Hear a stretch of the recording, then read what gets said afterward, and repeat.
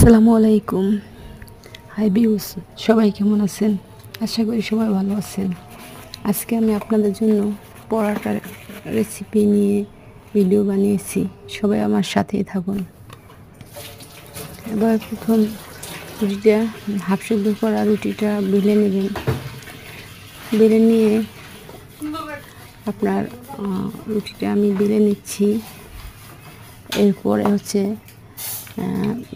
রুটিটা উল্টে আবার একটু বেলে নিচ্ছি।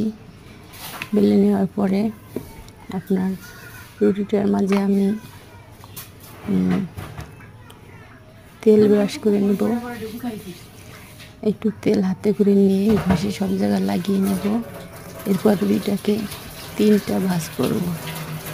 3টা ভাঁজের পরে আবার 2টো ভাঁজ করে নিব। এরপরে রুটিটাকে আমি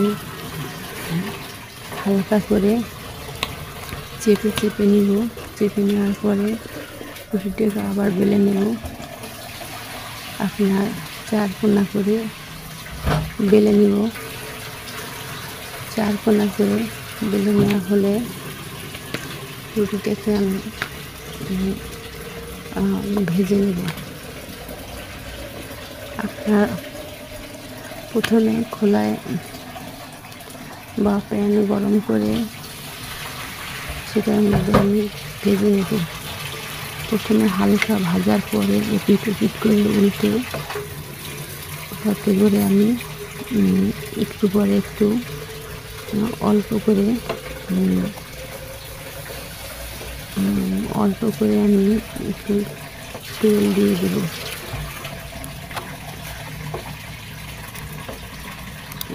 থেকে ভাজার পরে যখন এপিট সুন্দর করে ভাজা হবে তখন আমি ভাজা হওয়ার পরে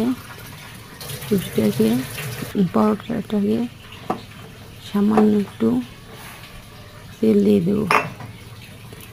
এবার আমি অপর পিঠ সম্পূর্ণ ভাজা হয়ে গেলে উল্টে দেব। উল্টে দিলে রুটিটা বেশ মচমচা হবে এবং এ পর্যায়ে আমার পরোটা শেষ। তুলে একটু তেল দেওয়া থাকে লবণ ছিটিয়ে একটা ডিম আমি ছেড়ে দিলাম। নর্মাল টেম্পারেচারে রাখা ডিম আমি ছেড়ে দিলাম।